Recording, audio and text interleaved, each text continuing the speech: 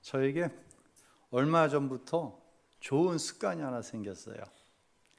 이제 운전을 하고 가다 보면 천왕역을 가다 보면 그 사거리가 그런데 신호를 받고 가운데 섬처럼 이렇게 떨어져 있는 데가 있고, 그 다음엔 신호가 없는데 이제 건너가야 되는 횡단보도가 있잖아요.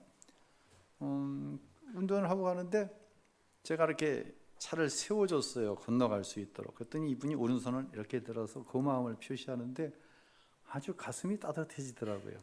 그래서 저도 이제 가끔 식사를 하러 부목사님하고 걸어서 갈 때가 종종 있는데, 차가 이렇게 서지면 저도 이렇게 오른손을 들어 이렇게 표시를 합니다. 그래서 그 다음부터는 이게 기분이 좋아지니까 운전하고 가는데 누가 건너서 손을 들어주면 제가 이렇게 인사를 해요. 감사하면 나만 행복해지는 게 아니라 곁에 있는 사람도 행복해지는 것 같아요.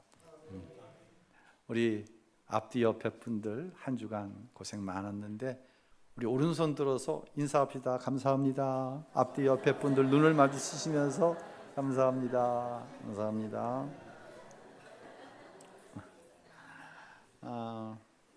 평생 목회만 했어요. 날마다 저는 여러분을 통해 예수님을 만나요. 오늘도 예수님 만났고 어제도 예수님 만났고, 특별할 건 없어요. 그런데 정말 저분이 예수님이네, 여러분도 다 공감할 만한 한 분 이야기를 좀 소개하려고 그래요. 한번 들었던 이야기인데 그때 다 할 수 없었던 이야기가 오늘 설교 가운데 나올 겁니다. 바로 고인이 되신 우리 강호빈 선교사님 이야기입니다. 부평제일교회 부목사할 때 그분이 집사님이었어요. 그래서 처음 이제 부평제일교회에서 만났어요. 그분의 부인이 이성심 집사. 강 집사님은 외항선 선장이에요. 돈을 잘 버나 봐. 큰 외항선. 집에 가면은요, 호화로워. 집이 그냥 참 잘 해놨나가 아니라 정말 호화롭게 해놨어요. 그런데 어느 날 이 강 집사님 부부가 중국 연변에 있는 해양대학교 교수로 부임을 하게 되었습니다라는 소식을 듣게 됩니다. 그때는 몰랐어요. 좀 시간이 지나갔는데 이유가, 돈 잘 버는 외항선 선장이 해양대학 교수로 간 이유가 그 학생들에게 복음을 전하고 제자 훈련을 시켜서, 외항선이라고 하는 게 배 안에 그렇게 많은 선원들이 있지 않지만 나가면 6개월, 1년씩 있잖아요. 그 갇혀져 있는 공간 속에서 복음을 전하는 게 아주 좋다는 경험을 한 거예요. 외항선 선장을 하면서. 그래서 연변에 있는 학생들, 해양대학 학생들을 제자화시켜서 파송하는 사역을 하기 위해 나간 거였어요. 제가 이제 그러던 중에 다남교회 담임 목사로 부임을 했죠. 어느 날 부평제일교회 지금은 수천하신 강시자 목사님께서 저에게 전화를 주셨어요. 이 목사, 연변에 있는 강호빈 집사가 개척한 교회에 세례의식이 있는데 당신이 가서 세례를 주기로 약속을 했는데 건강이 안 좋으신 거예요. 그래서 저한테 대신 가서 세례를 좀 집례를 하라. 강신자 목사님의 말씀은 부탁이어도 저한테 명으로 들려. 그러니까 한 번 부목이면 영원한 부목, 그런 게 아니라요, 정말 저는 그분을 존경하고 그분의 어떠한 영적인 부분들, 이런 것들을 굉장히 흠모하던 부분이 있어서 무조건 가겠습니다. 강호빈 집사님은 연변 해양대학 교수라면서 두만강변에 교회를 28개를 개척했어요. 이게 선교사예요. 집사인데 당시에. 그런데 집사니까 세례식을 못 주잖아요. 그래서 이제 제가 당회에서 의논을 하고 강호빈 선교사님 제자 사역과 방문하는 교회에 헌금을 하기 위해서 바자회를 열었습니다. 그래서 바자회 수익금과 또 성도들이 선교하러 간다니까 목사님 이거 보태 쓰세요. 보고 합해가지고 중국을 향해 갔어요. 연변공항에서 강호빈 선교사님을 만났어요. 택시를 하나 대절을 했는데 우리나라처럼 좋은 택시가 아니라 옛날 그 프라이드 베타 있잖아요. 뒷꼭지가 약간 있는 그런 택시예요. 근데 기사를 소개하는데 강호빈 선교사님이 전도해서 제자 양육을 한 사람이에요. 그 이유가 있더라고요. 도착한 날부터 내내 비가 오는 거예요. 근데 강호빈 선교사님이 너무 감사하다는 거예요. 이유가 어느 날부터 공안이 따라붙기 시작했대요. 자기한테 중국 공안이 비가 와서 그들을 따돌릴 수 있었다. 근데 저는 왜 그런 이야기를 하는지 잘 몰랐어요. 그렇게 은혜와 감격 가운데 세례 예식을 마치고 돌아오는 전날 이제 호텔에서 잠을 자는데 강호빈 선교사님이 저를 깨우는 거예요. 목사님 함께 가실 때가 있습니다. 그리고 저를 모처로 갔어요. 그냥 주위가 다 깜깜한데 어느 건물 안으로 들어가는데 선교사님이 택시에서 그 대절한 차에서 목사님 솔직히 말씀드리지 못해 죄송합니다. 지금 가시는 곳은 탈북한 청소년들이 묵고 있는 비밀 숙소입니다. 그래서 늦은 밤에 목사님을 깨워 여기까지 인도한 것입니다. 선교사님의 인도하에 그 불일이 전혀 없는 숙소로 들어갔더니 얼핏 한 6명쯤 돼 보이는 청소년들이 잔뜩 겁에 질려 있는 거예요. 나이로 따지면 우리나라 중학교 1학년 정도부터 한 고3 정도까지 남자 아이들 6명 있는 거예요. 그 아이들을 보는 순간 가슴이 미어지고 눈물이 주체할 수 없이 나오는 거예요. 목사님, 이들을 위해서 기도해 주세요. 목소리가 떨리니까 무서워서 떨린 게 아니라 너무 의외의 상황을 보니까 감당할 수 없는 거예요, 감정. 간신히 그들을 축복하며 기도했습니다. 그런데 더 기가 막힌 것은 그들을 위해서 해줄 수 있는 게 하나도 없는 거예요. 내가. 선교사님이 이제 제 마음을 아시고 이런 말씀을 하시는 거예요. 처음 중국에 들어오셨을 때부터 말씀드리지 못한 이유는 목사님의 신변의 안전을 위해서입니다. 여기서 이제 공안이 언제부터 따라붙었다는 얘기가 조금씩 이해가 되는 거예요. 목사님이 탈북 청소년들의 존재 자체를 아는 순간부터 목사님의 신변이 위험해집니다. 이제 날이 밝으면 출국하시게 되었기 때문에 목사님께는 꼭 보여드리고 싶어서 계획에 있던 것이 아니라 꼭 보여드리고 싶어서 보여드립니다. 목사님, 이 사역은 돈으로 할 수 있는 사역이 아닙니다. 꼭 기도해 주세요.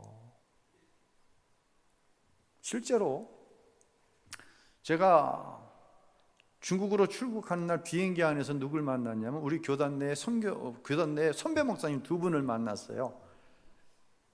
대화 도중에 이 2분도 연변이라고 하는 그 조선족 자치구가 워낙 넓은 땅이니까 우리가 가고자 하는 반대 방향의 P자, 중국 선교사님들은 이름을 이야기하지 않습니다. 공산주의 국가고 그들의 신변의 안전을 위해서 이 P자성을 가지고 있는 선교사님 지역에 도움을 주려고 이제 2분이 가신 거예요. 근데 귀국하는 날도 똑같고 귀국하는 비행기 편도 똑같더라고요. 그래서 공항에서 만났어요. 근데 중국 공안이 이유도 되지 않으면서 이 2분 목사님을 비행기에 태우지 않았어요.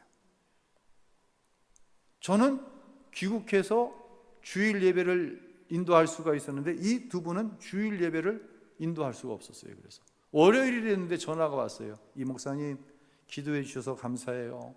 오늘 귀국했어요. 그러는 거예요. 그 후로도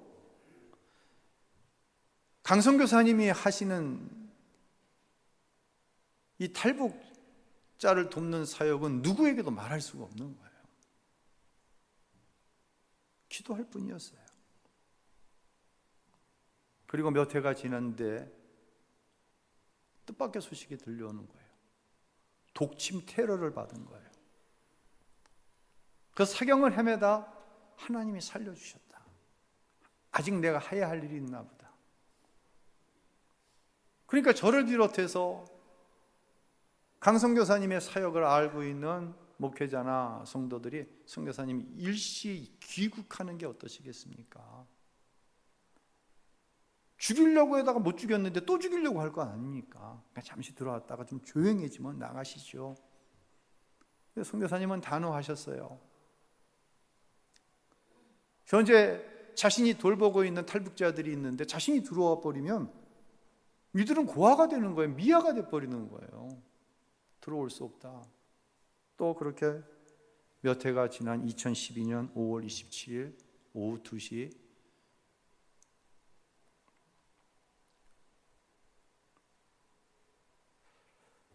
강성교사님은 연변에 있는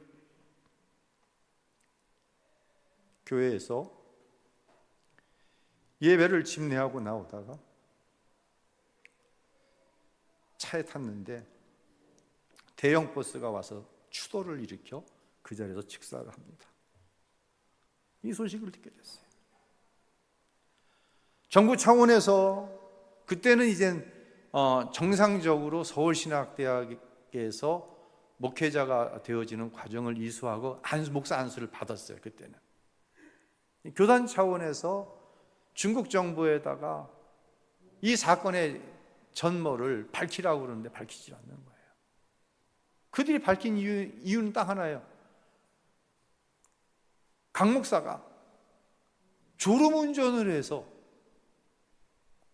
버스에 추돌되어 죽었다. 근데 그것은 아니었어요. 테러를 당한 거예요. 이 죽음을 접한 많은 사람들의 마음이 참 이루 말할 수 없는 여러 가지 복잡한 생각을 가지게 되었었죠. 이제 서울에 있는 천호동 교회에서 장례 예배를 하는데 저도 이제 그 자리에 참석을 하러 가는데 뭐라고 위로를 하나. 저는 이제 부목사 때 제 교구에 그 집사님 가정이 있었거든요. 그러니까 집사로서 가까이 있고 제가 또 그 선교 지역을 가서 그 두만강변에 개척한 교회들 여러 교회들을 돌아보고 왔거든요. 뭐라고 위로를 해.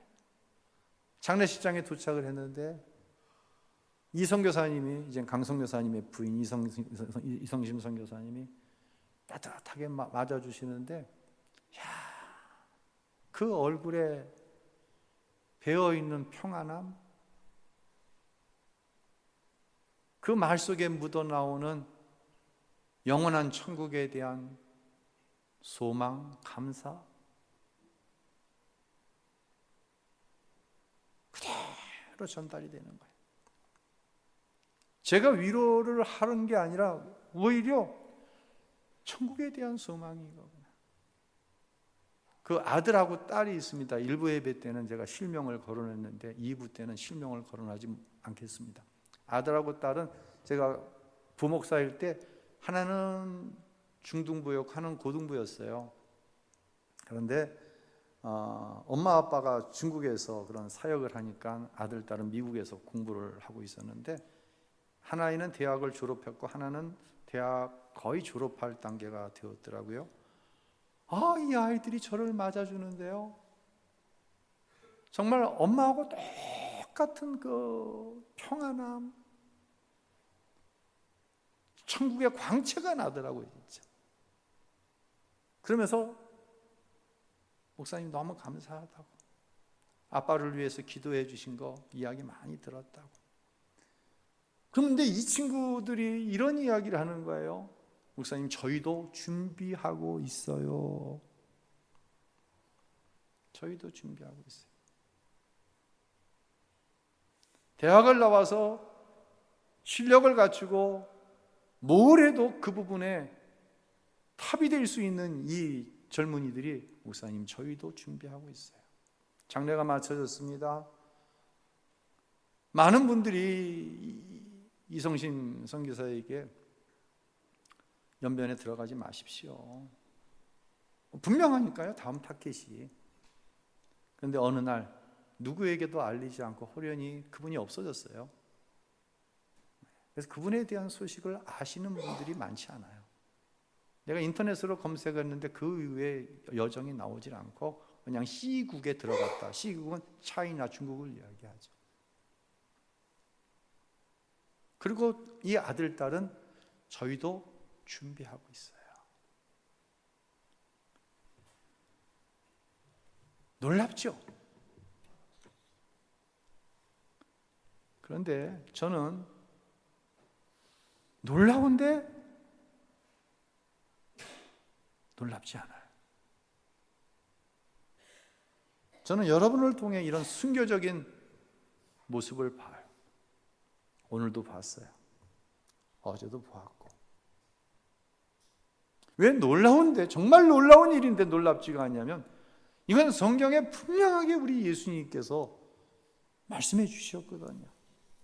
요한복음 14장 1절로 3절, 우리 우리말 성경을 한번 읽도록 합니다. 너희는 마음에 근심하지 말라. 하나님을 믿고 또 나를 믿으라. 집에는 있을 곳이 많다. 그렇지 않았다면 너희에게 미리 말해 두었을 것이다. 너희가 있을 곳을 마련하면 다시 와서 너희를 내게로 데려갈 것이다. 그러면 너희도 내가 있는 곳에 함께 있게 될 것이다. 아멘. 예수님께서 승천하신 이유가 저와 여러분이 있을 곳을 예비하러 가셨다고 말씀하십니다. 그리고 세상 끝날 다시 오셔서 저와 여러분을 만나 주실 거예요. 그리고 당신이 예비하신 그 영원한 천국으로 저희들을 맞아 들이시겠다고 하는 거예요. 어떻게 하나밖에 없는 생명을 그렇게 할 수 있나요? 믿음이죠. 십자가에서 아들을 내어주신 하나님의 그 사랑을 믿었기 때문이죠. 나 같은 죄인을 위해 아들을 내어주신 그분이 방법이 없어서요? 우리를 구원할 방법이 없어서요? 그분이 비겁해서 당신 대신에 아들을 내어주셨어요? 아니잖아요. 하나님은 천지를 말씀으로 창조하신 창조주이시고 저와 여러분을 만드신 분이잖아요. 죄는 내가 지었고 그 죄의 결과로 영원한 지옥에 떨어지고 이 땅에 살면서 저주스러운 삶을 살 수밖에 없는 나, 하나님과 원수된 그런 나. 그런데 그 저주와 그 죄의 삭을 당신의 아들에게 대신 짊어지고 십자가에 내어 죽이신 거예요. 이것이 십자가의 은혜예요. 그런 우리를 위해서 간신히, 도대체 천국에 카트라인을 둔다고 한다면 몇 점 정도 되겠어요? 몇 점 정도 맞아야 천국 가겠어요? 우리 가운데 그 점수 맞아서 천국 갈 사람 아무도 없어요. 그런데 우리 예수님이 승천하셔서 우리를 위해 그 천국을 예비하고 계시고 재림하셔서 우리를 맞아주셔, 그리고 천국으로 안내해 주시겠다는 거예요. 이런 은혜를 받은 사람은 바뀔까요? 안 바뀔까요? 바뀔까요? 안 바뀔까요? 당연히 바뀐 거예요. 바뀐 게 이상하고 바뀐 게 기적이 아니라 안 바뀐 게 이상하고 안 바뀐 게 기적이에요. 그럼 어떻게 바뀔까요? 오늘 설교의 제목이에요. 오직 하나님 한 분으로 즐거워하는 성도로 바뀌는 거예요. 오직 하나님 한 분만으로. 그러면 말씀이요 믿어져요. 선교사님은 충분히 이 땅에서 그야말로 말하는 부귀와 영광 다 분토와 같이 버렸어요. 오직 성령의 감동에 순종하여서 순교의 삶을 살다 약속하신 그 하나님의 나라에 간 거예요. 그리고 그 부인과 딸, 아들 역시 내 남편이 믿은 그 하나님이 믿어지고 내 아버지가 믿던 그 하나님이 믿어진 거예요. 여러분, 이거보다 귀한 축복이 어디 있어요? 우리 모두가 선교사일 필요도 순교자일 필요도 없어요. 우리 모두가 목사일 필요도 없고 장로, 권사일 필요 없어요. 어떤 모습으로든 하나님의 모습으로, 하나님의 부르심에 기쁨으로 순종하는 자리에 내가 지금 있다고 한다면 그럼 되는 거예요. 그럼 되는 거예요. 그런데 제가 이번 주간 설교를 준비하면서 이 짐을 아직도 못 내려놓네. 참 우신교회가 그 정도로 유치한 교회가 아니라 실력이 있는 교회인데, 아멘. 내가 유치한 고민을 가지고 설교 준비를 하면서 쓸데없는 생각도 하고 있구나. 다음 주일날 설교를 여러분의 감사하고 간증으로 하자고 그랬는데 장로님들, 권사님들, 안수 집사님들, 찬양대원들 다 시킬 겁니다. 얼마나 유치해 이게. 시킨다고 하고 안 시킨다고 안 하고 하나님으로 인한 즐거움으로 충만해서 이게 흘러 넘치는데 어떻게 이야기를 안 해? 찰랑찰랑하면 얘기할 거 없어요. 찰랑찰랑한데 이야기하는 거요, 그거 다 자랑이에요. 그거 다 거짓말이에요. 요만큼 차 있고 이만큼 비어 있는데 요만큼 찬 것 같다 얘기한다? 거긴 감동이 없어요. 왜 성령 충만이에요? 흘러 넘치니까. 흘러 넘치니까 세상이 아무리 나를 짓눌러도 거기 기쁨이 있고 거기 감사가 있고. 할렐루야. 하나님 한 분으로 감사하니 하루의 삶 속에 감사할 제목이 너무 많은 거야. 한번 써보시라니까요. 감사 노트. 눈만 말똥말똥 뜨고 계시지 마시고 한번 써보시라니까요. 진짜로. 세상에 담임 목사가 모범 보인다고 밴드에다 써올리는데 어저께 보니까 7명 받더라고. 내가 뭔 헛짓거리를 하고 있는 건지. 근데 오늘 보니까 신자들 때문에 내가 어려운 게 아니라 나 때문에 신자들이 어렵구나.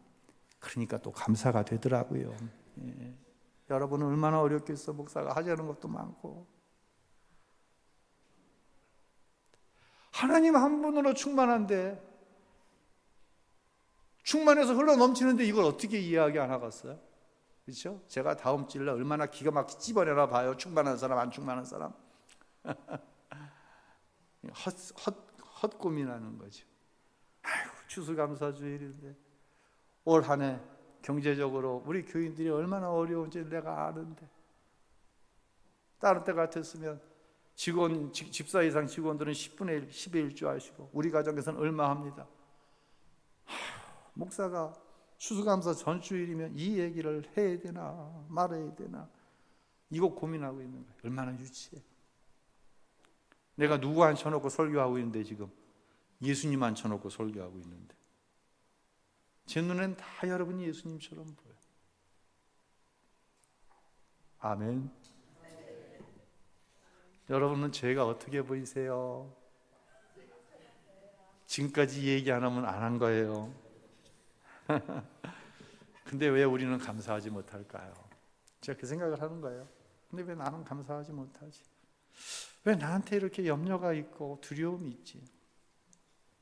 이 병원에 가면은요, 조그만 동네 병원 말고 그래도 웬만큼 흔히 얘기하는 뭐 대학병원, 종합병원을 가면 제일 안타까운 모습이 이 초등학교 갈까 말까한 어린아이들이 이 손등에다가 링거바늘 꽂고 그 링거 그 수에 달려있는 그 뭐죠? 이렇게 봉을 들고 왔다 갔다 하는데 대부분 보면 다 칭얼거리고 다 우는 거예요. 한 아이가 우는 거예요. 엄마 배고파. 엄마 배고파 죽겠어. 먹을 거죠, 먹을 거죠. 내용을 알고 보니까 오후에 위장 내시경이 예정되어 있으니까 오전에 금식을 시킨 거예요. 그 선생님은, 의사 선생님은 다 뭐가 있어? 계획이 있는 거야. 정확하게 들여다보고 약을 처방해야 되겠다. 엄마가 이 계획을, 간호사 언니가 이 계획을 얘기해 줬는데 아이는 이 계획을 못 받아들이고 당장 뭐만 생각하는 거예요? 배고파. 먹을 거 내놓으라는 거예요. 내 모습이 그렇더라고요. 혹시 여러분은 어때요? 하나님은 계획이 있으시다니까요. 하나님 항상 선하시잖아요. 하나님은 항상 옳으시잖아요. 여러분 다 이거 믿잖아요. 우리가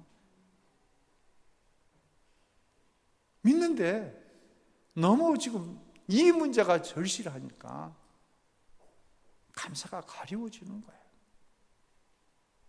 예. 여러분은 여러분의 담임 목사보다 다 훌륭한 사람이야. 믿음도 더 좋아. 제가 여러분 상황이라고 한다면 이 예배 글쎄요. 제가 목사 될 감사 중에 하나가 뭐냐면 목사 안 됐으면 제가 새벽기도 나올까? 목사 안 되면 내가 주일을 빼먹지 않고 나올까? 야, 목사 된 거 감사하다. 예, 감사해요. 저거 봐요. 감사하다고.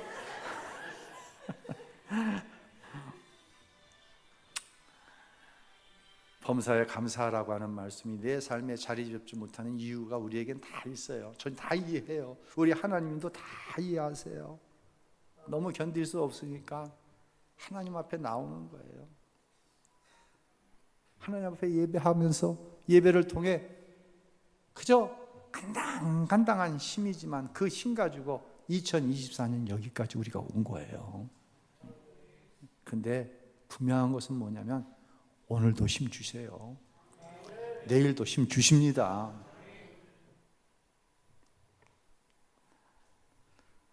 오늘 우리가 읽은 하박국서는 하박국 선지자가 이스라엘의 멸망의 때에 쓴 거예요.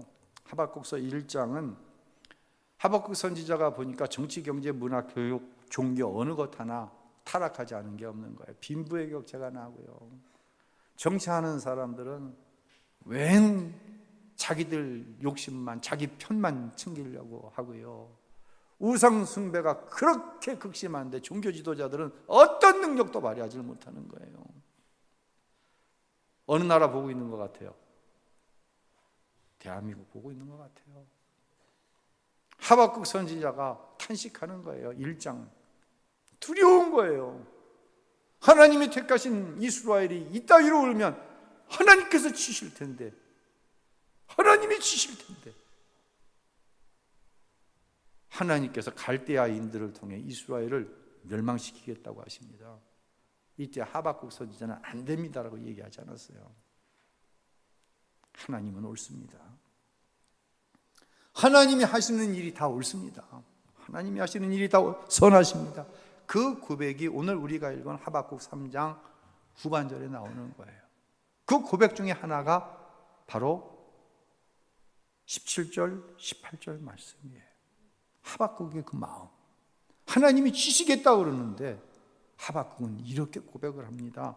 우리 함께 읽어볼까요? 무화과 나무가 싹이 트지 않고 포도나무에 열매가 없다고 해도 올리브 나무에서 수확할 것이 없고 밭은 먹을 것을 생산하지 못해도 우리 안에서 양떼가 없고 외양간에 소가 없다고 해도 내가 여호와를 기뻐할 것이고 내 구원이 되시는 하나님을 즐거워할 것입니다. 하나님을 즐거워할 것입니다. 이것도 없고 저것도 없고 다 없다고 할지라도 하나님이 맞으시기에, 하나님은 항상 선하시고 옳으시기 때문에 그 하나님이 나의 구원의 하나님이 되시기 때문에 나는 그 하나님으로 인해서 즐거워할 것입니다. 할렐루야. 고백하는 거예요. 저의 고백입니다. 목사인 내가요, 마지막 날 저도 주님을 맞대어 볼 거예요.